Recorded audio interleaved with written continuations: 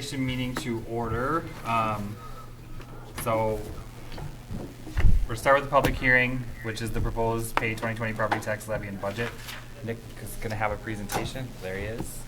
And then once his presentation's over, we'll have citizen input. So you have to sit through Nick's informational speech first. I promise it will be exciting. As exciting as it can be, Mr. Right. Mayor.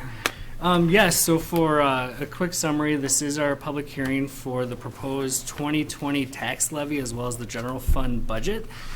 This is the opportunity for residents to come, ask questions, voice concerns, so it's nice to see some folks in the audience. I'll get to some gaffes of my own as we go throughout the presentation, but with any luck, I think what you'll see in front of you kind of makes sense and aligns with what council has been discussing for the last several months, as well as with some greater goals that we're working towards as a community. Excuse me. So with that said, the second slide that you see here, I'll kind of point along with you folks. This kind of goes over how we go forward and make a budget on an annual basis. You'll notice that we have annual goal setting, which is the mayor, council, department heads, and we solicit input from our commissions and boards to really determine what projects and priorities and funding initiatives we're looking at for the coming year, which ultimately becomes our annual work plan. From that, we again review our key financial planning documents, the big one being our capital improvement plan, which lays out street, utility, facilities, basically every large expenditure of the city over the next 10 years. And we'll be spending a fair amount of time tonight talking about what that means in relation to our operating budget and long-term planning. Next, we review our existing budget, revenues, and expenditures. As we've discussed at the preliminary levy, Ms. Aurora, our former assistant city administrator, scrubbed every single line item that you see in the budget. So we've actually consolidated, eliminated probably 20% of old funds that we haven't touched, which helps for accountability and coding and so forth. And we've also created a couple new ones that reflect current operations of the city. Next, we look at market changes, essentially what property values have done in the community and how our tax base has grown year over year. In September, we passed a preliminary levy and budget. And as I note and highlighted text there, this is where I went awry. And I'll explain that in a couple slides here. And of course, the Truth in Taxation hearing is where we're at tonight. The next page, page 2. Essentially, everything that we do, every project, every staffing level, or new initiative that we look to, in some shape or form gets tied back to our overall strategic plan and work plan for the year. I'm adding the vision and mission statement. I won't read them. It's a lot of fluffy language. But the significance there is noting that we are not looking to change any sort of significant staffing levels. We're not looking at changing police coverage up or down, same with fire protection. For the most part, what we're looking at in 2020 is a status quo budget for operational needs. In fact, the next slide, the bottom slide there, says that just statement right there. Excuse me. Again, no significant changes in services, staffing, programming, amenities. Where we are looking into the future is long-term capital needs. Literally what this city will look like and what we need to do to prepare for the next 10, 20 years as a community. So the words that I use there is the council focus, and our overall budgetary focus is on long-term financial planning. The next page, the next slide. As alluded to previously, in February, we passed a 10-year capital improvement plan. The bottom slide, small text, small words, small numbers, but I show it for two reasons. This lays out the rough need for $25.8 million worth of investments that we need as a community, over the next 10 years. And on the far left, you'll notice there's not a whole lot of fluff. I think this council has done a nice job of identifying core services that we need as a community to stay thriving now and into the future. So top, bottom, bonds, that's literally street projects, reconstructing current streets. Water, sewer, storm, of course, gets into our utilities. Street Capitals Fund is existing streets that wouldn't be reconstructed, but rather mill overlay or chip seal. Going down further, the fleet and equipment, that's things like cop cars, ambulances, and things that our public works would need to do the existing services that we have. Technology is simple things like computers. Facilities is general maintenance on existing facilities. And where you do see some new fund initiatives, Parks Capital Fund, that's maintaining our current park system. And the Parks New Fund is literally for new parks. However, I note those dollars are obtained through new development agreements. So it's not local tax dollars in that regard. That's when a new factory comes to town or there's a new subdivision. They pay a percentage of their overall property value up front to become part of the city, and we dedicate that towards new parks. Excuse me. The following page, this gives a brief snapshot of our preliminary budget for next year. We have an operating budget of $2.3 million, of which the debt service is $126,000. That includes $36,000 towards our industrial park, which we do have offsetting revenues from the industrial park to cover. Additionally, Churning Trails and Dutch Lake, we levy for that. Mind you, with the new homes that we're seeing in Churning Trails, that offsets that dollar as well. The new debt that we obtained for the Historic City Hall project is listed on the last line. Excuse me, I have a tickle in my throat. At $34,956. The revenues that we're forecasting are certified local government aid. That's aid from the state of Minnesota to assist in our operations of $599,000 and taxes of $1,065,000. That is the proposed property tax levy for the city of Howard Lake. Excuse me. So all said and done, we have show a balanced budget of expenditures and revenues of $2.3 million. Nick, can you just briefly touch on what the other revenues is? Yeah, you bet. I'm going to show that in a couple different Oh, slides. It's a slew of small pots of money that become a big source of funds. Okay. Excuse me. So for the certified levy that the council passed in September, we show a 2019 levy of $969,000 and a proposed levy of $1,065,000. That equates to about a 9.9% increase year over year in the levy. The bottom slide shows where we derive the figures for that 9% increase. First is the debt service related to Historic City Hall. Of the total 9.8% percent increase that we're showing, 3.5 of that is related to debt service. 2.2, just straight up what we're doing as a city today in 2019 and what we look to do the same or similar in 2020 is going up by about $22,000 or 2.2%. The last item there, as we've discussed with our capital fund allocation, is literally the city saving for that projected $26 million in street, utility, wells, the core functions of the city to arrive at 9.8%. The following page, broad figures on revenue and expenditures. The red and blue that you see in that wheel there, no surprise, most of our revenue, about 75% of our revenue as a city, comes from local government aid as well as property taxes of the residents. The rest, all those little slices, are all of the other items that you see there, which equate to a fair amount, but individually, as you noted, Mr. Mayor, not a lot in any particular category. So it's things like cable franchise fees, police and fire aid, which we receive from the state. Folks riding in the ambulance or insurance reimbursements pay for ambulance services, business licenses. The following wheel on the bottom, expenditures by major category. A little bit harder to read, but I point out the bottom three colors that show 250, 410, and 210. Those categories relate back to police, fire, and streets. So about half of our overall expenditures are dedicated to those core functions.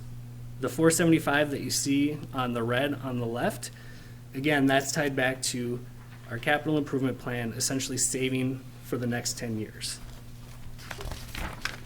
The next page goes into some of the capital projects that we have programmed for 2020, what you'll actually see done with those tax dollars. Seal coating, we have a 10-year seal coating program to do all existing streets, $35,000. equipment at $11,000.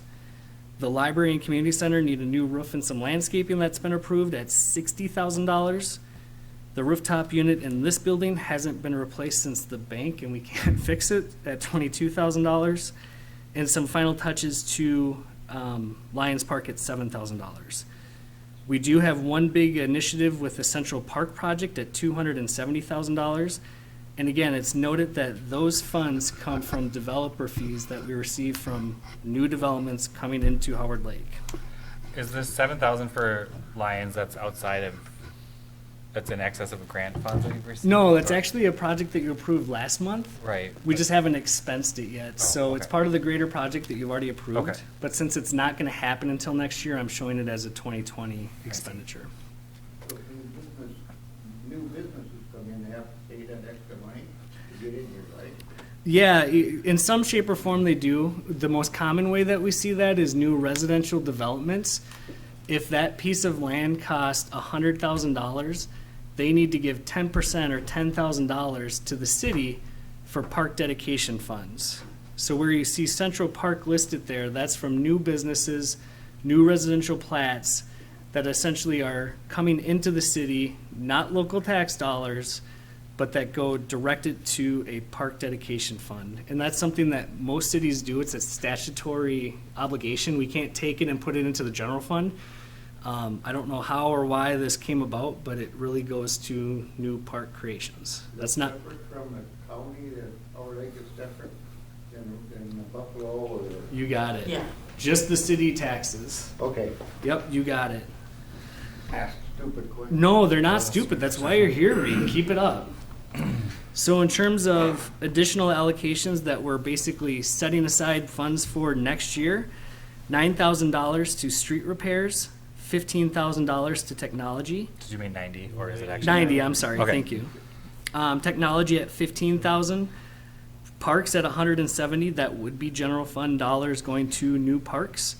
And a sewer fund supplement of $100,000. And that sewer fund supplement is something that we've been deliberate with our general fund as to not explicitly raise utility fees. And just a point of clarification, so these Yes. dollar amounts don't represent the amount of work that's going to be done in 2020. It's just an allocation of funds for future work, correct? So there's kind of two phases to that, Pete. The first half, where it goes from seal coating down to Central Park, those are actual projects that we have programmed to expense in 2020. Yeah, I'm sorry, I meant the second section, the additional allocations. Yeah, the additional allocations would be the equivalent of taking funds out of your personal paycheck, putting it into your savings account to pay for the roof 2 or 3 years from now. And those, That walkway that you made. for me, it's probably 5 or 6, Reed, I don't know. But yeah, so we would be essentially saving those dollars for future expenditures. I note in your agenda item, council, as well as just in this PowerPoint here, while we have a really robust and detailed capital improvement plan, it's a living document. It's something that we review on a regular basis. And I think there's some tweaks or at least some discussions that you need to have given some newer or more recent information. So examples would include the library facility. Is the proposed roof project the right thing to do when the facility needs other different work to accommodate a library? I would argue it probably does need a roof, but stuff like that, before we spend $60,000, we want to make sure that that's the right thing to do. Right. Another example would be street repairs. Our original CIP showed an extensive mill overlay project happening in the year 2026. We've kind of reconfigured some things already, so that occurs in 2022. However, just 2 or 3 months ago, we approved about $100,000 worth of work because it just had to be done. So what I'm calling out there in that line item is 2022 even realistic? Should we be making accommodations today or in the next few months so that we can continually do or complete smaller street repairs instead of a larger project in 2022? At our last council meeting, we approved the preliminary cost and plan scopes for US Highway 12 downtown in 2022. That's not officially listed in our CIP. And most recently, just last week, the PPC, the Parks and Planning Commission, challenged the council to include a splash pad in phase 1. So we need to step back and say, is that realistic? What does that mean in terms of our overall planning going forward?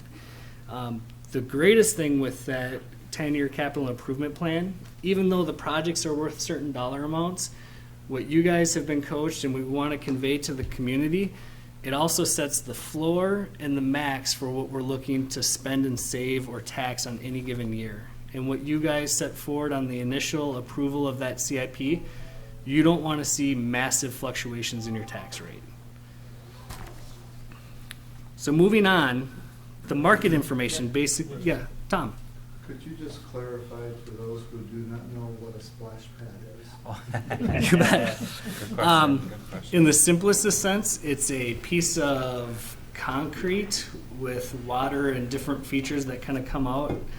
A place for kids to cool off in the summer.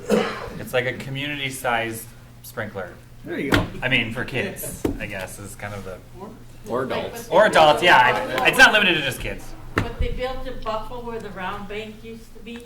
You bet. And what we've discussed is something that has, like different stuff where the one in Buffalo is flat. This would have Yeah. stuff coming out. Bellows is the one that has a. Right. And water goes up in the air, right? Yeah. Yeah, exactly. Kids can go play up there and that water just keeps flying down on them. Or Yeah. you want them organs, you play music too. Perfect. So again, looking at the market information as our whole community and quickly to basically what that looks like to the individual taxpayer, year over year, our tax base has grown by 9%. That equates to another $131,000 coming into the city that we could capture as part of our levy. What page are you? Thank you, Vern. That's Page on 6. page 6, the bottom. And that figure, if you look around, that's new businesses. That's the roughly 30 new homes that we've built in the last year.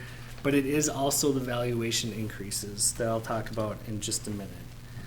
So with that in mind, the levy of $1,065,000, that equates to a tax rate of 0.70%. And if you look back at the last couple of years, 70% could mean good, bad, or anything to folks like you and me. But what I do want you to see is for the last 5 years, we've tried really hard to keep a static tax rate. So if your value stays the same, the per dollar taxes that you pay also stays the same. And that is the goal with this levy and budget moving forward. So you have additional revenue of 9%. Yes. Based on the tax year change, Yes. along with a local levy that's been approved at 9%. The preliminary levy, yes. Preliminary. Correct. Yes. Yeah. The That's preliminary a lot. levy, yes.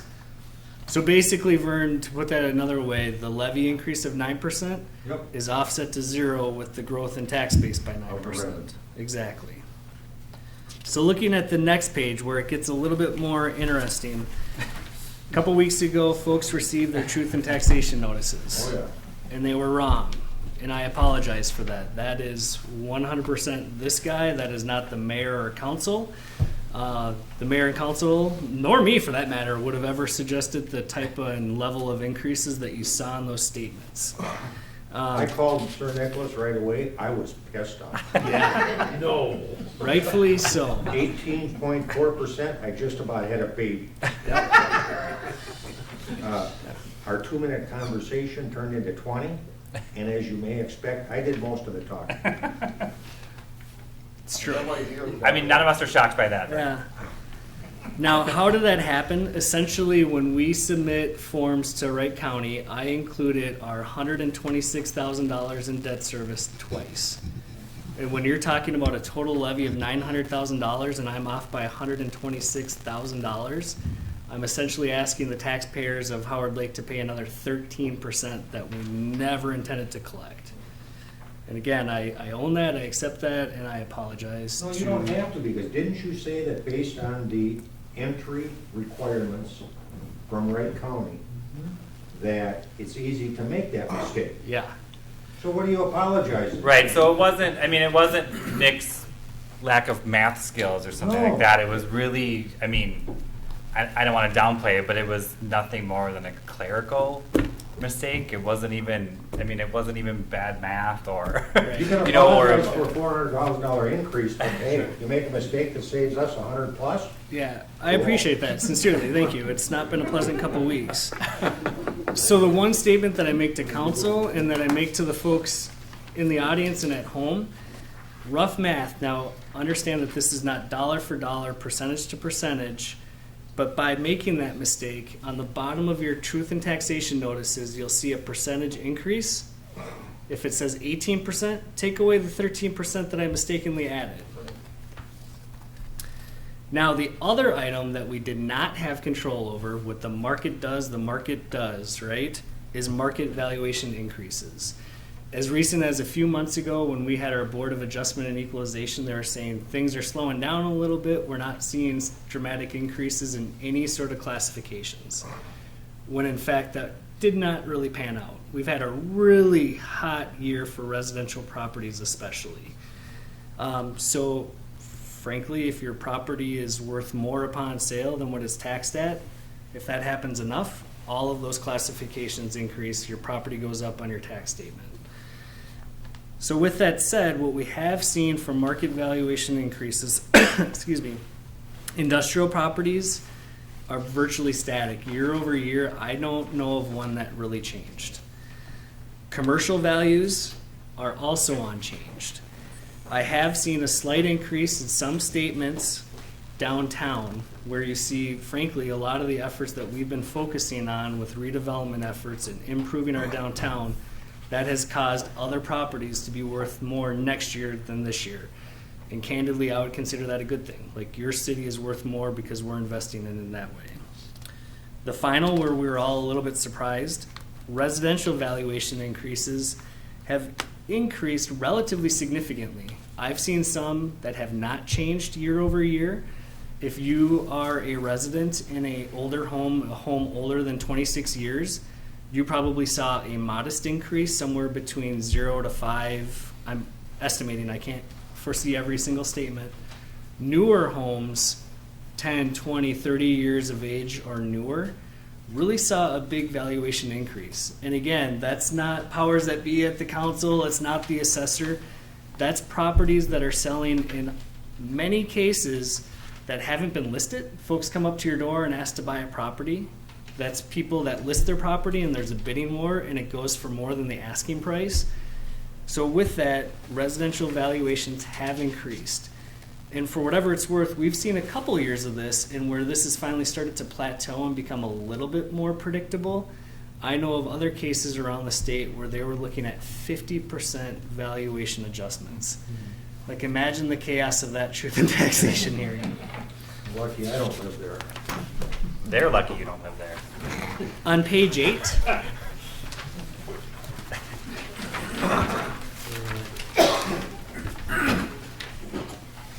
gonna hand out. Yeah. Hi guys, come on in, take a seat. Hi. Welcome, don't be afraid. Thank Yeah. you. Page 8. Okay. Can I get another one from you? This is all I have, unfortunately, I'm sorry. Okay, that's fine. Thanks. So page 8, I'm going to essentially put out 2 options for discussion and consideration. Keep in mind that this is a public hearing. You're not actually voting on your levy or budget. That comes at your meeting immediately following this. But this would at least engage residents that are here and answer some questions and show hypotheticals. So option 1, the preliminary levy as intended. Again, that shows a levy of $1,065,000, which is a 9.98 plus or minus % increase to your levy. That funds operations as proposed, what we've been discussing. It increases our annual capital contribution by $100,000. And when we're looking at $26 million over the next 10 years, I think our hope is to do that as continually and gradually as possible without really hurting the end taxpayer. The last one, which we frankly don't have a whole lot of time to delve into tonight, the bigger item is it also maintains healthy fund balances at the city. Recently, our credit rating as a city was increased from an A to a AA. That's a pretty big deal for a city of our size. It's a reflection of how we manage our money and what we do with our money. While we probably wouldn't need that full $100,000, what that would mean is if you carry on like this or frankly anywhere to that level, you'd be spending down reserves, which ultimately could hurt that credit rating, which could hurt those reserves. Now, for comparison, I included a second option, which is to reduce the levy, at least in an attempt to offset part or all of that valuation increase that residences have seen. That would in turn reduce your capital contribution by $50,000. It would cut it in half. And again, as I note, maybe not today, maybe not this year, maybe not next year, but you would have to have a serious consideration with fund balance management. Basically, what is the minimum amount of money that you keep in the bank year to year? Nick, what's the CIP allocation for, I mean, in the CIP, what allocation are you anticipating for beyond 2020? So what we passed in our original CIP was $375,000 a year, but every year we had $20,000 compounding over the next 10 years. Okay. This is a pretty big quake moment where we would increase that from 375 to 475, which would give you the flexibility to have that base and not raise taxes year to year, or say if valuations dramatically decrease or if there's a bigger recession, you could reduce that capital allocation and still maintain the longevity of your 10-year plan because you've essentially increased it in a accelerated fashion. So then, in a quick rundown, if we reduced the increase to the CIP allocation, how is that going to push out projects or increase borrowing? Because that's really what's going to happen. When it Yeah, comes to projects, where right? you would see it the biggest is essentially you would see a much bigger hit in the year roughly 2022 when we start significantly planning for and bonding for the rest of our street and utility projects. So say, for example, the rough numbers, instead of obtaining and absorbing $100,000 in debt, you would be doing $200,000 overnight. Okay. Thanks. Question? One more question. Yep. You mentioned reserves. Thinking of this as in a personal banking type of situation, you're talking about expenditures. What are the reserves at this time? So right now they're at about 95% operating or reserve to operating. So basically, if we don't get $1 in for a year, we would have enough to cover our expenses for almost a year. Gotcha. Thank you. Yep, good question. So what that option one looks like on the bottom of page 8, I'm going to walk through each one of those major classifications. This is the $1,065,000 levy as presented in September. A property worth $86,000 today, as well as unchanged into 2020, wouldn't pay any more in taxes dollar for dollar. It shows $2. That's negligible. That could be rounding. In reality, that could be 5. That could be -5. These are spreadsheets and estimates, but they're pretty darn accurate at this point.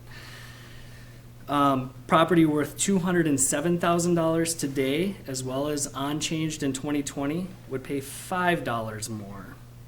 And keep in mind that the median value of a home in Howard Lake is $200,000. The last one, and these are real properties. Actually, 2 of them are represented in this audience and council. The third one, $311,000, is an actual lake house. So again, if that does not change value year to year, that property would be paying $8 more in 2020 under our levy scenario. Now, recognize that valuations have increased year to year. What you would be looking at is a property that was worth $86,000 today, increasing to $90,000, would show a dollar increase of $35 for 2020. By percentage, that's 9%. It seems significant, but the actual dollar for the entire year is $35. Likewise, if a property yesterday or today is worth $207 and it increases to $217, that property would pay $85 more year over year, or a 6% increase. Finally, a lake home that was worth $311, that would then be worth $327,000, would pay another $128,000. For comparison, I also included commercial and industrial that shows with a 5% increase to say Dura Supreme at $2,466,000, they'd be paying $1,700 more for the year, but we already know their values are virtually unchanged. So, I'm sorry, why did you pick 5% for Just It to was pick kind a of the- point, because I yeah. have seen statements and I've talked to folks that have seen increases anywhere from 0 to 10%. Okay. Makes sense. So the second option that we discussed is basically lowering from what you adopted in September down to a total levy of $1 million. This would offset the valuation increases. And if you look at the top on page 9, that yellow box, properties that did not see a valuation increase would actually be paying about 6% less year over year in property taxes. For properties that have seen increases, I try to get it as close to 0 as possible with that levy at $1 million. Now, the caution that I write with that, in terms of good budgetary finance, you don't want to see big fluctuations up or down. Right. That 6% negative tomorrow could quickly become an intentional 12 or 20% a year or two later, for whatever that's worth. So again, going back to the levy options, the first one, the levy as intended, as we passed in September, that's the $1,065,000, and again, that's just business as usual operations, but it does increase our capital allocations. The second would reduce our capital allocations, but bring down the total levy to $1 million. So ultimately, yeah, Tom. So, you breezed past this. On the credit rating, option 2 has a possibility of diminishing our credit rating. Yes. So in the future, option 2 would also cost us more money. It potentially It could. could, yeah. I won't sit here and say Yes. with a scare tactic that if you go with option 2, council, our credit rating is going to go down tomorrow. That's not true. Credit ratings are I a used collection the of word things. potentially. Yeah. Yeah, no, I'm saying that because I don't want to like scare people into saying this is the right option. Well, and the credit rating is always that snapshot in time at the time of the rating Right, too. right. So, yeah, there's, I mean, a lot of things could I influence. just wanted to but get that clear in my mind. Yeah, Yeah. I appreciate the question. Thank you. Thank you. So ultimately, right now, we are holding the public hearing.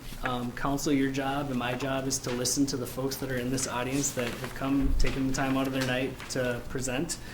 But ultimately, at 7 o'clock, we will ask you to pass the 2020 levy and budget. With that, I'll open up to any questions that you have. Otherwise, I think we should ask the audience. yeah, for does the council have anything to add or questions? 'Cause since I we're- have a question if I may. That $126,000 in increased revenue, is that reflected within option number 1 for the certified levy or not? The Based on new construction yes, and improvements.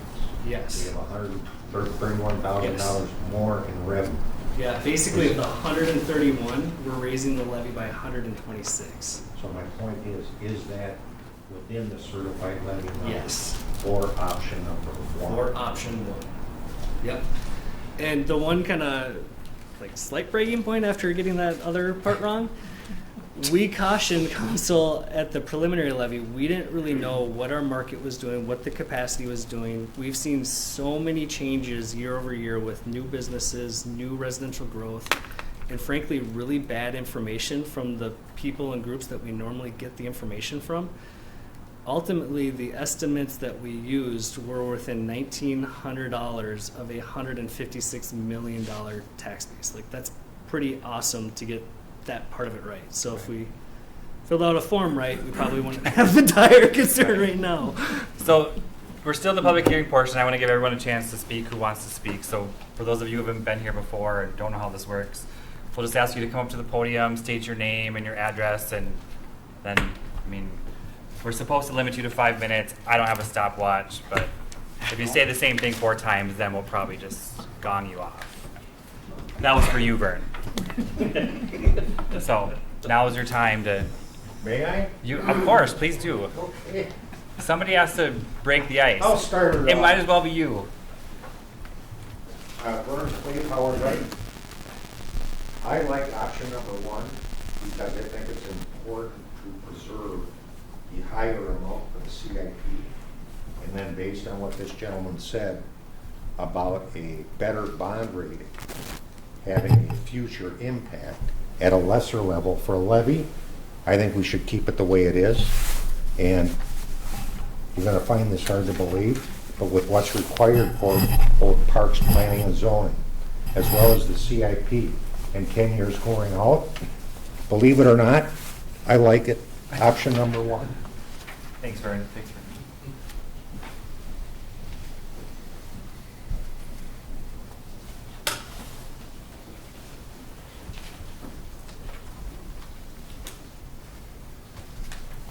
So Tom Knutson, 400 Turning Way. My question is, either way the vote goes, I'm looking at this and I'm seeing 6 ways that I could improve on your pricing. What's the proper avenue to approach you guys for suggestions? For Different ideas of how to improve your pricing. improved pricing, what do you mean by pricing? Well, you have technology plan, your roads plan, Oh, so you mean the actual cost of what we're doing? right. So I just want to make sure I got your question right. So you have suggestions for how we can improve that? Is that what you're saying? I have suggestions and connections. Okay, that's good to know, and we appreciate that. This probably isn't the best forum for that, but I guess I would suggest getting a hold of Nick. Yeah. Unless there's something that you want to bounce off of us right now. I mean, we're here and we're captive, so, but if I'm assuming it's a little bit more involved, then, This isn't the proper forum for that. Yeah. I just wanted to know in the future, irregardless of which way the vote goes, what my proper channel is. yeah, I think Nick's probably the best way to go. I mean, you're more than welcome to call any one of us. Our contact info is everywhere on the internet, I think, or you can get it from Nick. But, you know, some of us can only get you this far with answers without having to refer back to Nick anyway. So, yeah, that'd be the best place to start. Thank you. Yeah.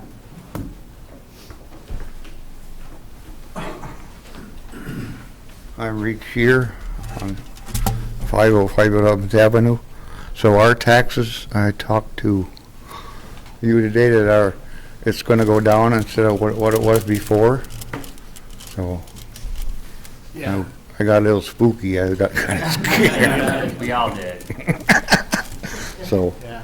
No, I apologize, Reed. I think, like I said, from what I saw from your statement, instead of that 19.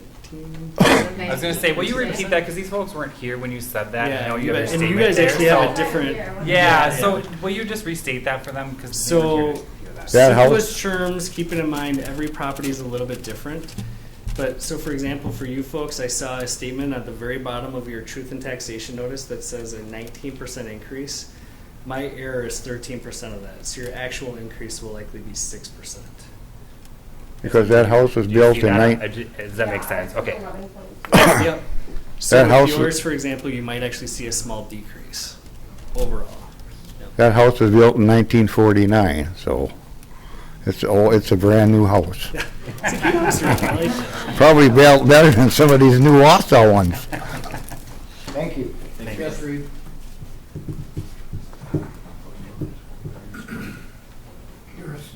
Thanks for coming. Sorry for the shock and awe. I was worried that yours showed like 200% because it was the first year of the full house being on the tax rolls. So. Yeah. Oh, where do you guys live? The new housing. development. Oh, okay. Yeah. Yeah. So if you're looking at 11%, it'll likely be the same, if not a small decrease next year. Yeah. Yeah. Yeah, that was the other issue. Yeah, We want out. So. Yeah, this is I was crazy too. going Like, on. wait Yeah. a second. Right? Just for the sake of being holistic, Daryl Stenberg, Daryl, do you have anything you want to add or say? Sounds good, I just want to know where the mistake was. Yeah, understood. Thank you for coming. Katie, you rolled in at the last minute. Here to Hang out. teaching the kids. Democracy in action. Great. I think they should charge Vern more because he's a good big businessman. So You best be careful. if no one else from the public has anything to share, any other questions, I just want to make sure everyone has a chance. But if not, Printer. I mean, we're sort of ready to move on. I think, Council, I don't know that we have anything left to discuss. I really appreciate all of you coming out. Once again, we apologize for the error. And I kind of feel like maybe we should scare you once in a while just so people do come to this meeting, but that probably isn't very nice or wise, so we won't. Scare us, figure you haven't started harvest group. Yeah. I know, I've heard that. Several people. But I do thank you for your understanding. Likewise to council. Thank Yeah. you. And we do thoughtfully put this budget together. I mean, staff works really hard on it, and, you know, the council discusses it at length. And so, you know, it isn't something that we take lightly, and, you know, we're really making an effort to look forward, and that's why we have the CIP plan and why we're, you know, saving money for the future, for lack of a better term. I think Nick pays attention to talk to us, I appreciate it. Yeah. Trying. Thank you. So, anything else, council? Well, then I think we will adjourn the truth and taxation hearing, and Can we take a 5? we sure can. We're gonna take a 5-minute recess for the regular meeting. Thanks, guys. You're all more than welcome to stick around.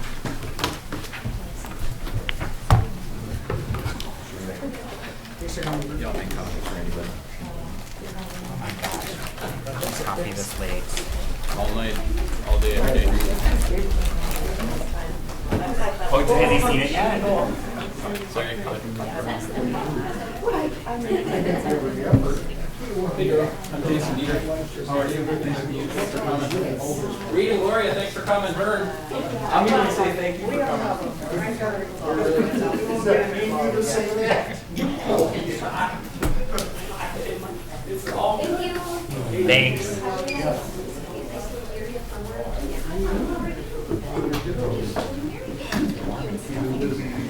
Being soccer mom.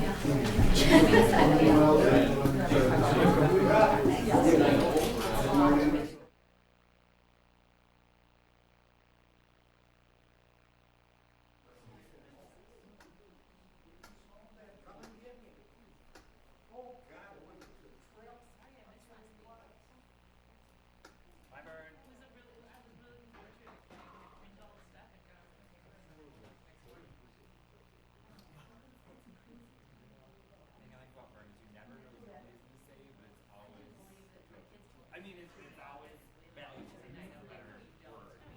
Not that other people come apart, right? You know, it's always thoughtful and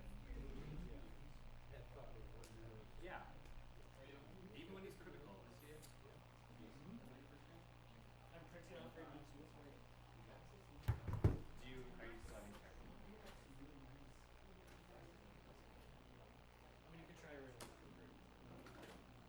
Oh, yeah, that's that one. Sorry, Sherry. I'm sorry, it's behind me. Yeah, no, you're fine.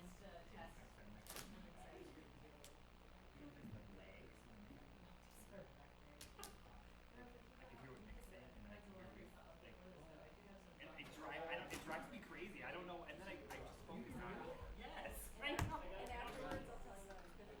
I know. I was like, You know exactly what I'm I know. There was one accident. Yeah. That's not fair. He has hearing aids, first of all. No. Oh, then I don't know. Yeah, so I just hear it, and then I don't know why I can't get my brain to not hear it.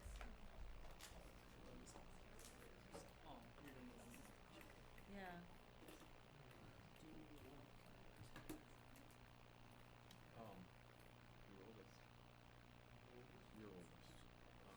Still the move area though, right? After that move? It's on, right? Still in the move area after that move, right? Yeah. Small. I'll let you. Yeah, how much is it? Yeah, Oh, there it comes.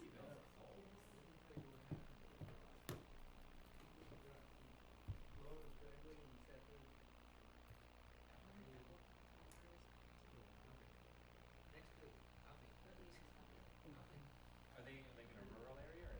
Pick up some I don't know what to do.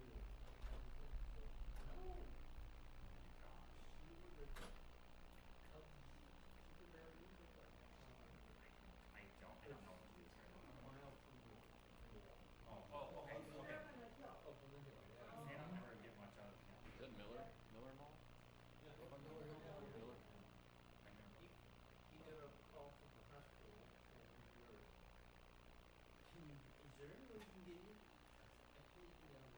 Where's the snowmobiles at? Snow machines, you know? Yes, no. I have two. They said, you walk, can you walk somewhere in Open Road? Oh, really? Security staff was out. Could he even walk? I mean, because the snow was like, well, you know what I mean? Like in his driveway was.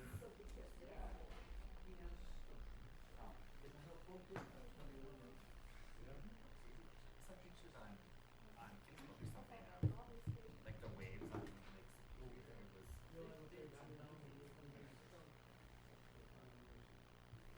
It was. Oh, yeah, yeah, yes, yes, I saw that. It almost looked fake. Hilton Head. We're not doing the liquor hearing first, but we're just doing it as part We're of. following the agenda. Okay. Just checking. Let me know when you're ready. I'm ready. All right, we're gonna call the meeting to order. Will everyone please rise for the Pledge of Allegiance?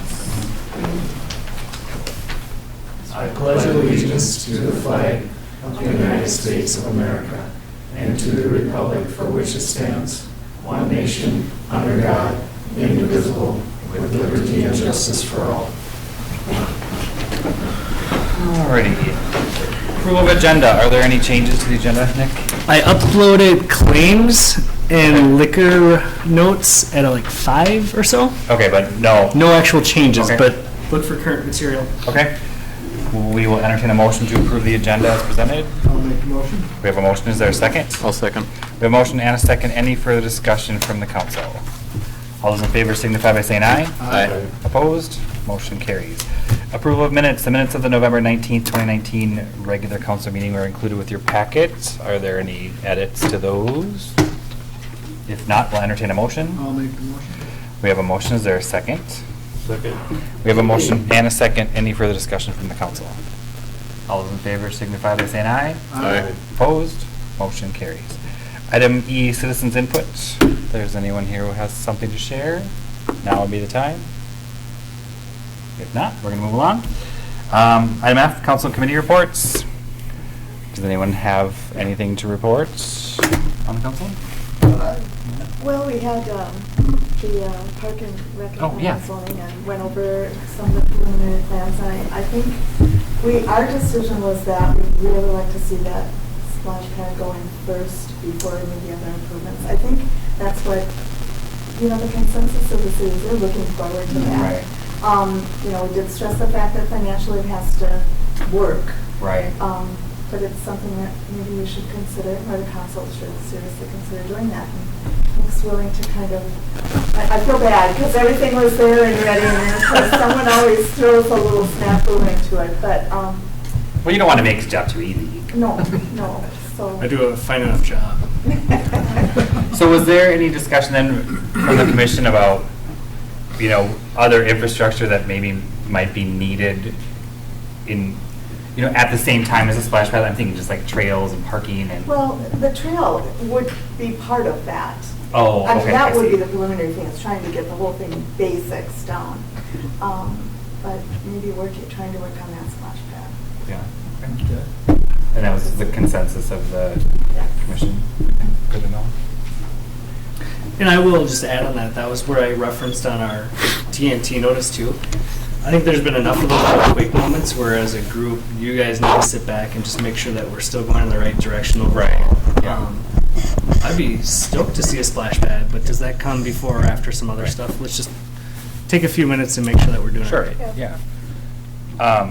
I'll just mention, we had the open house at Historic City Hall on Small Business Saturday. I thought it was pretty well attended despite the weather. There was quite a few people in and out in the few hours that I was there, and I heard a lot of compliments. I know that Myra handed out and Nick handed out a lot of information, so there were people actually there, kind of people who were just curious and people who were, I think, looking for a rental space. So it was good. It was really. Come rent it. Yeah, come rent it. Plan something. Anyone else have anything? Nope. All right, we will move along then. Item G, the consent agenda. There's 3 items on there. I'll just read through those quickly. Consider accepting all reports and payment of claims. Consider approving various 2020 business licenses. and consider resolution adopting orderly annexation agreement with Victor Township. Do any of those require discussion, council? If not, we'll entertain a motion. I'll make a motion. We have a motion. Is there a second? I'll second it. We have a motion and a second. Any further discussion from the council? All those in favor signify by saying aye. Opposed?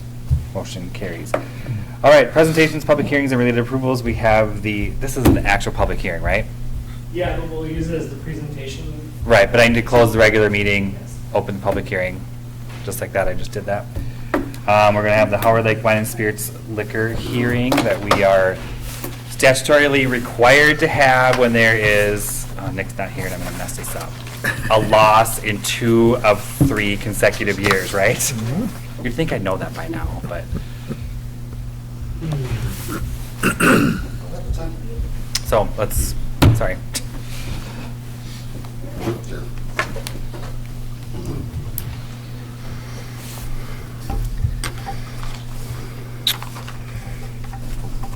Well, Mr. Mayor and Council, thank you once again for allowing me the opportunity to let you know what's everything that's fit to be known for the operations at the liquor store here in town. If we go to slide number 1, or maybe 2, I guess. It's been a year now that I've been working with the city to make a positive impact and get this, this boat rolling again and making some money at our liquor store. And tonight we're going to try to figure out if that mission's been accomplished. Basically, to go over what we've done over the past year is just look at every single aspect of the operation, pick it up, turn it around, look at it from all angles. Can we work with this? Is this going to be, is this a tool and another piece of the puzzle to making this whole organization work going forward? So I've got a little bit of a laundry list there of things that we went through, but since I believe a picture's worth 1,000 words, and I'd like to go to the next slide first and just kind of show you basically where we started with. I think all of you remember the very small store that we were dealing with last summer. I went through and looked at a lot of the inventory.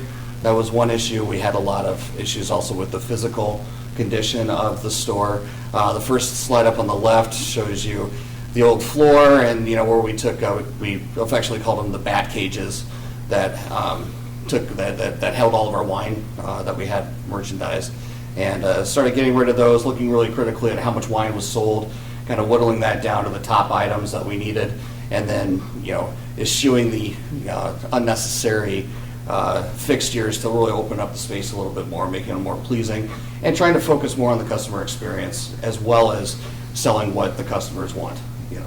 So you can see some of the Howard Lake filth there in the 4th slide over when I moved over one of the other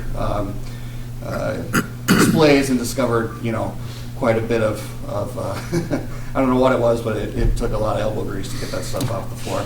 And then if you kind of take a step backwards, you can see how it all kind of came together at the end there in that little bit of the store there with the wines, and adding some displays of wines that are top wines in this market, giving the people what they want, what they're looking for, a reason to come in, and also giving that to them at a great price.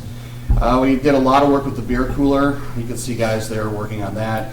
We did a full cooler reset, which hadn't been done in quite a while. We really analyzed what was selling, what wasn't selling, and maximized our ability to put the cold products, in there with what people want, and getting rid of the things that weren't selling. I also took an opportunity to bring a little more efficiency into the operation there. Switched out the old incandescent lights for LEDs. I don't have figures on hand of exactly how much that saved us, but looking at the statements year to date, we're significantly lower in our utilities expense this year than we were in years before. And that's an area I'd like to explore in next year, maybe looking at some LED retrofits on some other ways we can sharpen the pencil a little bit. Bottom shelf is kind of that's a before picture for the west wall of the store. The after picture's something I'm proud of coming up. And then we've got the cash stand area where it used to be against the, I guess that's the south wall there. And then that's kind of just a new before, after we kind of polished it up and got it doing the best that we could do with in that east, or I'm sorry, that west part of the store. So let's go next to the next slide and look at some of the exterior work. And this is very intrusive. I mean, all of these efforts that we were doing to bring the store back to an operable level, as well as for the money you guys spent in the second floor, you know, it did have an impact on customers. We lost a lot of customer parking space. You can see there on the west side, you know, we've got a lift over there. I think we at one time had about 15 spaces over there. We were down to 5 usable spaces at one point. And then the east side was virtually unusable for most of the summer. You know, the doors were taken off, and those were adjusted several times. You can see the old front door there. This is the wall here on the lower left that separated the old off sale from the on sale. And once that wall came down, you can see in the following pictures there on the bottom how much it really opened up that space and you know, provided our new opportunity to expand the square footage of the store. When you say that you know, some of this work on the west side might have impacted, you know, people stopping in or the lack there of parking, did we actually take a look at the numbers from last year, same time, at the traffic that came through the point of sales or any of that to see did it? I can show you raw sales figures, and they're coming up in another slide here. All right. And it's pretty demonstrable how much it affected the business. Okay. Interesting. And I think carrying on from that, first the disclaimer where I bring up Myra, Jason, and the entire liquor store staff. They put up with a lot of lumps and bumps and move things just to move them again. So thank you, thank you, thank you. But likewise, from the consumer side, consumers want predictability and comfort. So if you can't get in and out super quick, if you don't see an open spot as you're screaming by on Highway 12, if it was confusing to get in and out one time, those people are likely to drive by the next time. I'll say this from a personal standpoint of that turn in off of 12 into that parking area. I personally don't enjoy turning into it. I don't like pulling out of it because of those bump outs or whatever they are that are so far out. It's really Tight. makes it difficult. Yep. There's whole liquor store studies that equate percentages of profit based on how many turns off of a highway and how wide the turn is to get into the parking spot. Huh. Not making it up. It makes sense. I mean, Next slide, please. So we really got rolling in the summer, and that's when the portion of the upstairs portion was virtually complete. Everything downstairs in the basement had been fixed. It was time to focus on the liquor store, and as much as the contractors tried to mitigate the effect on us, it still wasn't perfect, obviously. We had several false starts when it came to actually getting the project going, but finally once that wall came down and we were able to take everything that was on the west side of the store and then move it over to the east side of the store and then rip out the floor on the west side and then put a new one down. It was a monumental undertaking regarding that operation, but and then as well as getting all the shelving and all the extra product that we had stored in the basement for years, getting all that upstairs. You know, it was a real all hands on deck moments, or several days worth of that. Here in, what was that, it was September when we were finally getting around to it. About 3 months later than what was originally planned, if not longer. So you can see the top slide there, we're getting the west side ready. This is looking back from the same place to the east. Myra's taking apart the cash stand because that is now relocated. And then filling up the west end with shelves and products. And then we had to move all of our equipment from the current cash stand to a temporary one in the middle of the store, which you can see in these middle photos here in the bottom. And then the far right photos is kind of what we looked like for a couple of weeks while we were getting the west side, which is the vacated portion there on the far left, ready to be redone.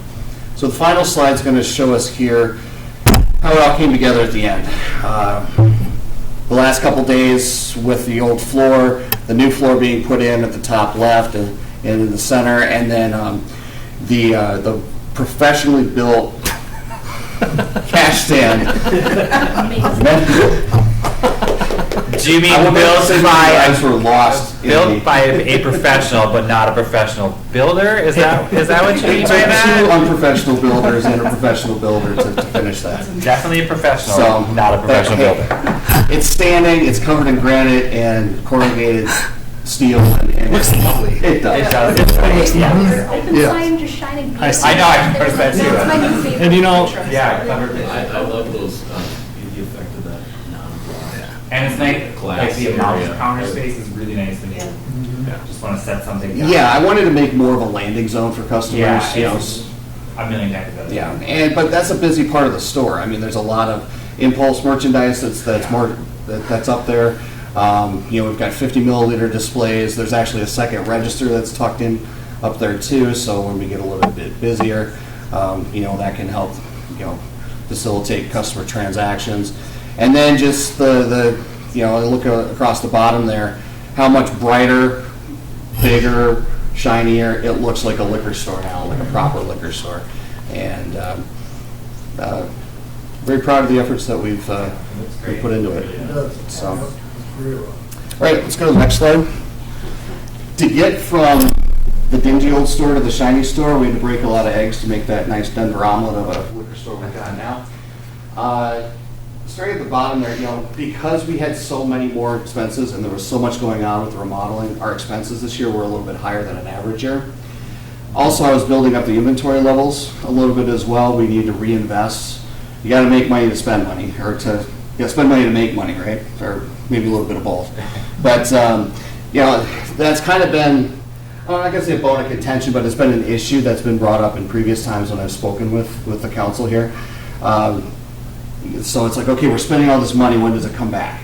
You know, and I've always said, patience, you'll see this start turning a corner here about November, and as you can see from the graph there, 2019, the blue line on the bottom are end of month sales there, and then the inventory level at the end of month is the gold line at the top.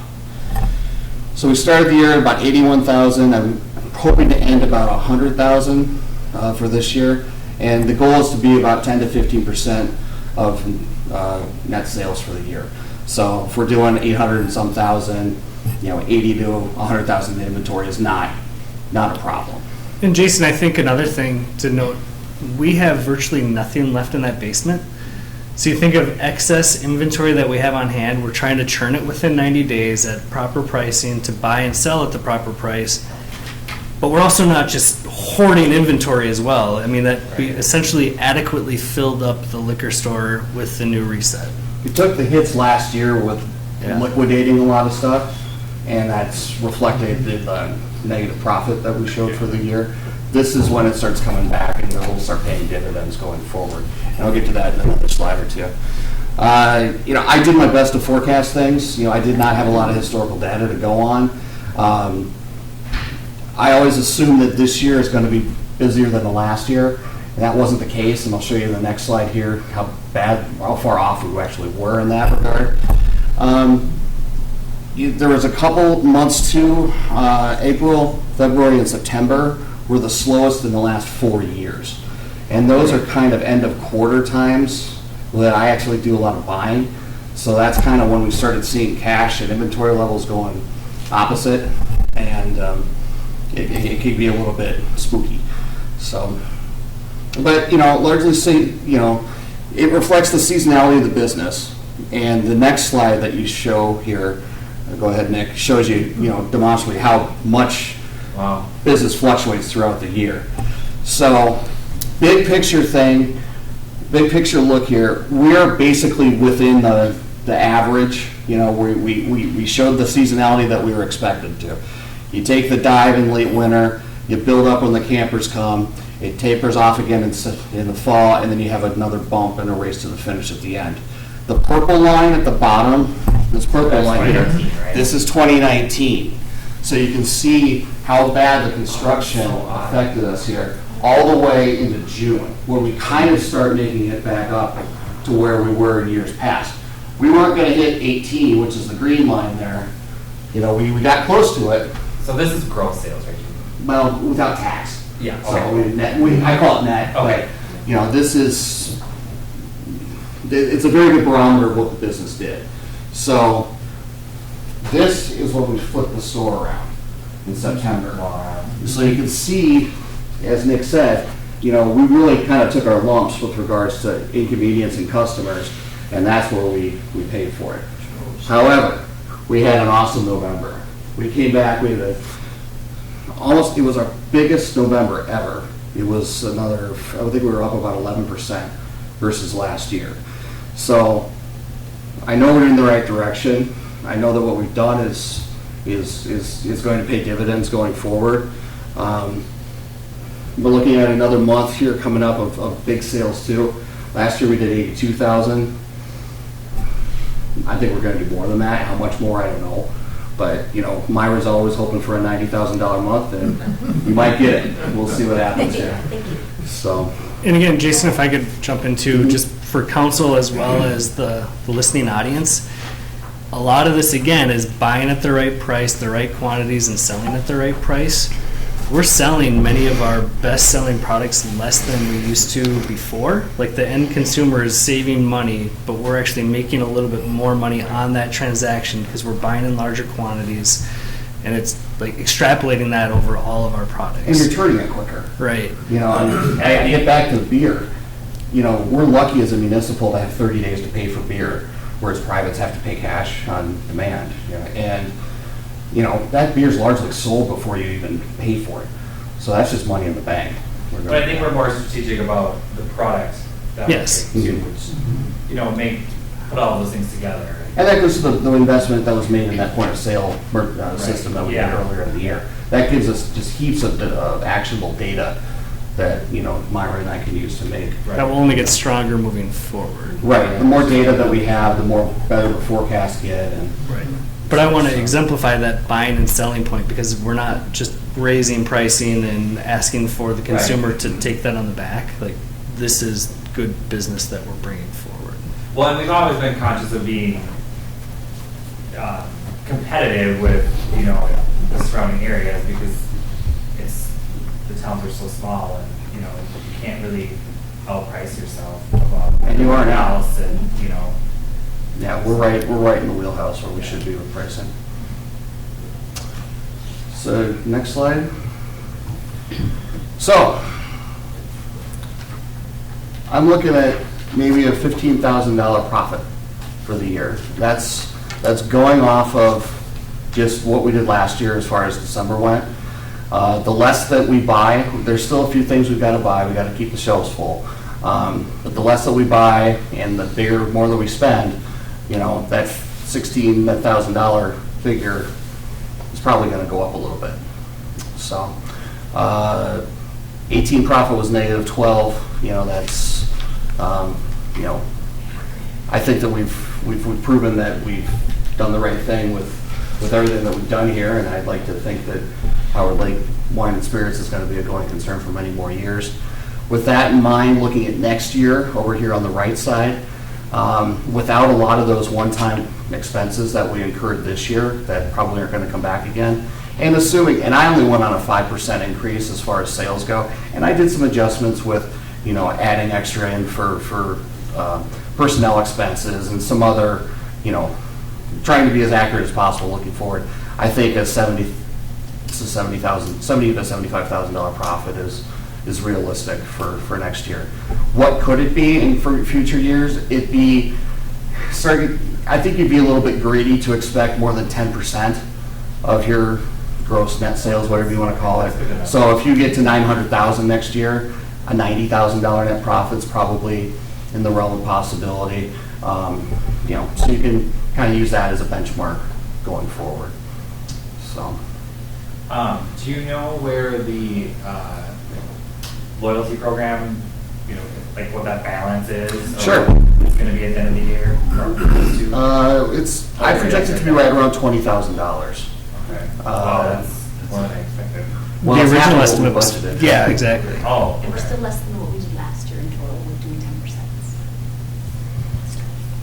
So, and speaking of that loyalty program, we will continue to discuss it internally, but we need to kind of figure out Is this right where it wants to be? You know, because that's $20,000 less in profit that you guys didn't have. Right. You know, but it probably saved a lot of people from going elsewhere, given all the inconveniences. We can't ever track that. That's, I mean, I haven't heard a ton of feedback just in my normal everyday life about the loyalty program, but the feedback I have heard is exactly that. Like, I keep going there because I'm getting points, you know? Mhm. I mean, yeah. The input I had from visitors that came is if you could improve some signage as to where the whiskey is, where the rum is. Sure. Where the, Oh, yeah, that is where the, Which we actually have, Tom. We do. Yeah, we need to put it up. That is a really good point. You had it at one point, and I don't know where it went, Yeah. but that's the feedback I got Sure. from visitors. Yes. Terrific. And it's one of the many things that I've forgotten about in the short term. I meant to have it up or quicker. Just to but- jog your memory. Yeah, we'll get on that probably this week. So. But if we don't have signs and people will wander around, maybe they'll buy more? No. Well, that's how Target does it. They Yeah. rearrange everything, then you have to go. So you have to walk through the entire store. Yeah, that's so true. So. Not sure if you want to be Target. Yeah, no, probably not. Does that? Yeah, that's, yeah, yes, thank you very much. Any other questions about the operation or? I don't know, I walked through it this week and I thought everything looked fabulous. Thank you. Very nice. You guys did a wonderful job. Thank you. And, you know, I do have some things to consider for next year. Exactly one of your question here is on top. One thing that we were talking about is increasing the reward would be the same, but we would just increase the amount of money that would be required to be spent before the request was, or the reward was earned. Right. There's no change really, it just takes a little longer to get, Yeah. you know, it's a bigger box of Cracker Jacks to get to the prize at the bottom, you know, so. I'd like to switch to an accrual basis of accounting versus cash. You know, most other places are doing that now. You know, we're treating our inventory as an expense, and it's really an asset. And the cash-based accounting method that's what triggers these fluctuations in the reports that, you know, we've been providing for the council over the last year. And it's not exactly a best reflection of business activity. As far as the joint powers agreement with Buffalo, I've been very happy with how it's worked out. Myra has too, and Nick. We are tweaking it a little bit. I don't need Myra in Buffalo quite as much. She needs to be down here because business is increasing, and she needs to be, you know, working in the stores here. So it'll be just one day a week going forward with that. And then we might do some more. This is kind of utilizing the software system to its full extent with doing a little bit more remote buying and such based out of Buffalo versus here. Yes, sir. In business, assets-based accounting can benefit you in 3 other ways. Think of it as a farm, and you have a certain amount of equipment over like 3 to 5 years. Mm-hmm. After you've gotten that much data, those assets could be leveraged. We're in banking, for loans, for Mhm. purchasing, for your credit rating, in other ways. Sure. So assets-based is a better way than cash in that effect. And it'll help the ultimate bond rating with the city too, over on Wall Street. Yes. So. Many, thank you for that. There are many benefits to going to an accrual-based system. And then the other big question in 2020 is how is the event center going to impact any operations? Yeah. I don't think it's going to take away anything. You know, it's what can it add to it. So. I think if anything, it'll add. Add to it. Yeah.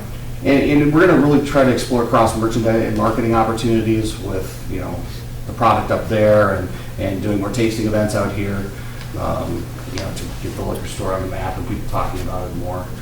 Right, using the space to promote our products, but also we're the exclusive liquor provider under the current agreement. So, you know, at least the way that we have things structured right now, you have a wedding dance, we're also selling the liquor to that wedding dance. And hopefully, you know, where you compare that to our old on sale days, we can't predict if one customer or 100 customers is going to come into a bar on a given night.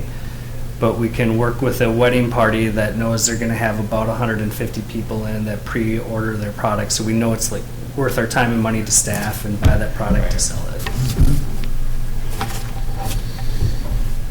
That's How it. is Myra, the do you have pricing anything to handled add? any different than retail? I mean, it's gonna be quoted on a case by case. Yeah, so we have, we'll have council approve this, similar to like a bar menu that we used to with the on-sale days. It really is on-sale pricing, and there's different formulas that are applied to how individual like products are priced. For example, you typically pay for a retail bottle of wine in the first or second pour of the bottle. A keg that you buy on the off sale for $100 is not $100 when you are serving it upstairs. This is nothing new or unique to Howard Lake. That's just how event centers, how bars make their money, but it's a significant markup. Myra, do you have something to add? I'm Maybe working I'll- hard on now what we call new best practices at the store. So operationally, really getting staff on board with a big store and working a really large space. So that's my goal these days as well, and to do a little more staff training, shall we say, or however, and really just kind of find out now when our big traffic times are, kind of track and just take this all in and make it the best we can. Different times, to be on post and just having like what I say a best practice. type How many of routine. part-time employees do you have? Currently 8 of us, Okay. myself included, so 7 part-timers. And they've been great. Like I said, I mean, if I know this is about the like a more nitty-gritty public hearing, but we say it now, say it publicly. I hope you agree. They've done a lot this year, and we're really Yeah. grateful for all those efforts. The only thing I noticed in going through there on Saturday was the east door, people coming in and going out with having cash register on the west wall, with somebody, walking through and grabbing a bottle on their way out, Yeah. Right? Do you have that east door open during regular hours? We do. Okay. It's our handicap accessible door Oh, now yeah. with ramp. I think there's a couple things to keep in mind there. One, to Myra's point on best practices, that's where we'll address things like we need to not leave the sales floor for more than 30 seconds at a time. It's also a consideration like council. We've had this talk with other different merchandising that we've done. We're also not unique in this situation either. I mean, you think about what a Total Wine and Spirits looks like, or some of these big dogs. It's impossible to have total viewing area of all angles and that sort of thing. As unfortunate as it sounds, we'll do whatever we can to prevent the loss control, but at the end of the day, if a bad person wants to do bad things, they're gonna do it. Although, I mean, I guess maybe that's one of the benefits of having the register all the way at one end, at least as the employee. You only have one direction to look. I mean, that might sound kind of trite, but, if the cash register were in the middle, now you're kind of watching. Yeah. But I'm glad you brought that up, because obviously We debated that quite extensively Yeah. at the stores and finally decided that the west wall was going to be the best opportunity. I mean, you can look straight down along the beer cooler, Yeah. and you can see. If there was a rental or an event upstairs, would that party still be able to participate in the loyalty program, the rewards? I mean, if you're making a $1,000 purchase, is there anything stopping them from participating in that? So it's not the same as a grab-and-go purchase, so my knee-jerk answer is no. That would be mine too. But whatever promotions, discounts that you want to do to further support that event center, I'm I not think suggesting it, around- I'm just asking if Yeah. that's already been established or not. yeah, it's not the same sort of transaction. Basically, and we're working through this with our financial advisor and with our auditors, like, what is this event center and how do we If you handle? get a grab-and-go customer, though, from town that says, hey, I belong. Yeah, I guess my answer would be that if you're utilizing the facility, you're renting the facility, you're not necessarily a customer of the off sale. Do you know what I mean? Like, a customer of the off sale is different from the event center. I mean, yes, the off sale is selling, the product to the event center, but I don't know. So I think the way that I think you're right, Pete, but the way that I would explain it is like looking next door to Waverly. if you go into the liquor store and you buy a 6-pack, you can still go to the immediate on sale, to the bar, and have a glass of beer, right? 2 separate transactions, and say if Waverly has that similar discount or loyalty program that we do, I guarantee that the on-sale purchase doesn't apply to their traditional on sale. I was going to concur with him. There are 2 different subsidiaries, 2 different business models. So you take the business model for one, run it that way. You take the business model for the other one and run it as its own entity. So I would say the line is clear between the 2. Yeah. Good question, though. You guys have done great. If you guys recall, a year ago when we started this, it was on kind of a scratch and a prayer. I think we're going in the right direction. No, I feel it's on the right track. Yeah. So, I've been on the liquor commission the whole time. This is the best it's been. This is the best it's been. And the exciting thing too, council, we've just had a lot of talk about our budget and our levy. If these projected, revenues come out, that's not included in our CIP right now. That could be reductions in our tax levy, that could be delays and increases, that could be additional projects and programming. Could be a big splash pad. Yeah.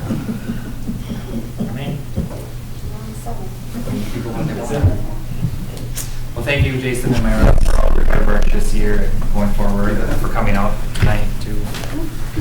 All right, we will close the public hearing and reopen the regular meeting.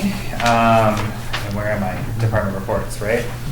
Department reports, Harbor Lake Wine and Spirits update, and year-to-date financials.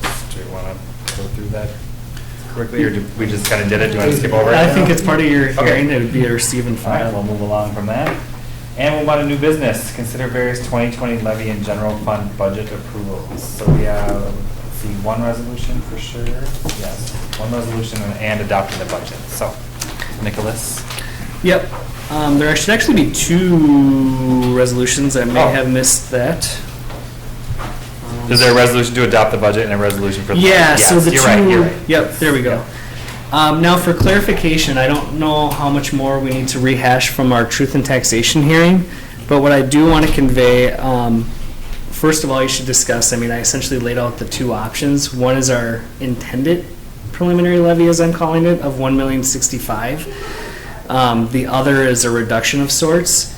Assuming that you go with that option 1, that's the materials that you have in front of you, but word it correctly and to be submitted correctly. So essentially what I have shown is a total levy of, general fund levy of $939,359 and a debt service levy of $126,000. The 2 of those together equal $1,065,000 for your total levy. So I think first, we need to decide as a council if, what's presented is what we approved of the preliminary levy. Are we comfortable with that? Now that we know that the statements, have that error. I'm still comfortable with it. I think it is positioning us pretty well for the future, and we're still not. It's still not a lot of fluff in our budget. It never has been. But that's just my. I just think if we take away from it, we're gonna have to pay for it later. Yes, it's harder to get. And I don't wanna do that. Right. And I think the people that were here were comfortable at the end, understood that too. Yeah. That we are conservative, we could be, so I think Right. they were comfortable with it remaining the same. Yeah, I think we're conservative, but we're also really Right. thoughtful about, we've been trying to, I feel like we've been working toward all of these things for a number of years, and, now it's kind of like put up or shut up. So, I guess, thoughts? Then you would want these 2 resolutions separately, I would assume? Yep, correct. You'd pass the resolutions separately. Do you care which one we do first? Do you have the debt service listed first? And Yep. you don't have a resolution number? Do you know what that is? I will add it. Okay. I don't. So we will take the first resolution first to adopt the 2020 tax and debt service levy. So would someone like to make that motion? I'll make the motion. We have a motion. Is there a second? I'll second. Okay. We have a motion and a second. Any further discussion from the council? All those in favor signify by saying aye. Aye. Opposed? Motion carries. Now, do you want a motion for the general fund levy and the budget, or are we doing it all as one? So basically, you just passed the tax or the debt service levy. Yes. I think you should pass the second one for the general fund levy of $939. Okay. And then the third motion would be just approving your budget. Okay, got it. So let's do that then.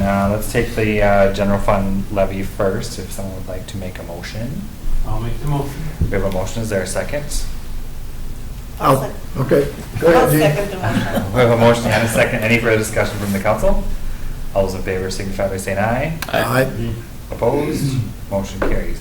And thirdly, we will entertain a motion to accept the 2020 budget as presented. I'll make the motion. We have a motion, maybe a second. Is there a second? Sure. Any other discussion? All those in favor signify by saying aye. Aye. Opposed? Motion carries. All right. Thanks for all your hard work on that, Nick. Yes. I know it's Thank you been for your stressful. understanding. Yes.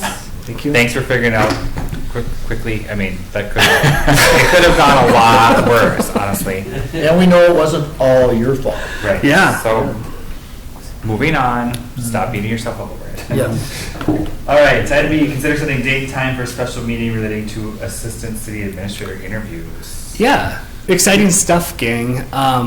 We have accepted 22 initial candidates for the position of Assistant City Administrator. About half of those folks were given supplemental questionnaires to bring back to us that helped us understand kind of their writing style, as well as a personality assessment and what they could do with a faux agenda item, just to understand their general competency. From that group, we invited in 6 pretty uniquely and spectacularly qualified people for interviews today. It's been a long day of interviews, but it's been fun. I think our next one is somewhere in that mix. Ultimately, we would like Well, to if they're bring. not somewhere in that mix, then Yeah, right, we'd have to go out again. So, ultimately, we have 3 individuals that our group has selected to bring forward for finalist interviews, and the finalist interview is really an interview with you guys. I think any one of the 3 that we're bringing forward are adequately qualified. They have unique knowledge, skills, and abilities that could be brought forward to this position. Really what we're looking for tonight from you guys is to pick a date, hopefully soon, within the next week or 2, that we could bring these 3 in, and you get to meet them, interview them, ask them questions. They can meet you as well, and make a selection. are you thinking an evening meeting? That would be to your discretion. Okay. So next week you're talking about, right? What did the lunch city tour mean on the weekend update? In their names. So we had to kind of swap what we did today. Okay. Our public works crew was out most of the night clearing snow on Highway 12. So the way that we had intended today to function was kind of a meeting with department heads with an interview, and then another meeting with public works where that person will spend a lot of time with. Because we're down to 1 public works person today, we just kind of consolidated the interview into 1 longer interview. We also scrapped the lunch and city tour. I think that will be part of that final interview where if you pick, say, afternoon interviews, I would bring them in earlier to show them around town, which is part bragging, but honestly, I like take Aurora for example. One of my reservations with her, well, you're coming from the city of Eden Prairie, are you really going to be able to function in a city of 2,000? She kicked butt, but I wanted to show her around town, have a more candid and casual conversation as we're doing that to make sure that they really understand what you're getting into and what Right. the challenges are ahead of you. So, council, I mean, I'm assuming we want to do something in the evening, right? It just seems easier. Late afternoon. Yeah. So next week, I'm pretty good. The week after that is not so good. If it's in the evening, it's fine, but my work schedule the week of the 16th is crazy. We have our preliminary audit, so there isn't a lot of being gone, but Well, and if you get too far out, you're going to be interrupted with holiday stuff anyway. Yeah. So I really hope that you guys find a date next week. Okay. I'm just putting it out there, Monday and Tuesdays, I get off early. Okay. You know, I'm off at 4:30, whereas Wednesday and Thursday, I work till 6. Okay. But on Monday and Tuesday, I could actually get off earlier, you know, being that I don't work late. How does Tuesday sound for you guys? Start at Tuesday the 4 10th? maybe? Yeah. Start at 4. Is that what you said? Yep. So Tuesday the 10th at 4? Do we need that in the form of a motion? Oh, do we need? You're setting a public hearing or a public meeting essentially, so I don't think it hurts. Okay. So would someone like to make a motion that we set the Tuesday, December 10th, right? Gosh.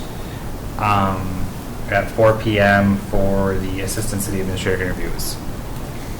I'll make the motion. We have a motion. Is there a second? I'll second it. We have a motion and a second. Any further discussion from the council? All those in favor signify by saying aye. Aye. Opposed? Motion carries. I just want to put this in my calendar really quick so I don't forget. Sorry. I will hopefully send out materials to you as soon as tomorrow, which will include all the fun things that we've done with these So we folks today. said 4 p.m. What time was Tom? Tom, what time are you available then? On Tuesday? Tuesday? I could probably be here before 4.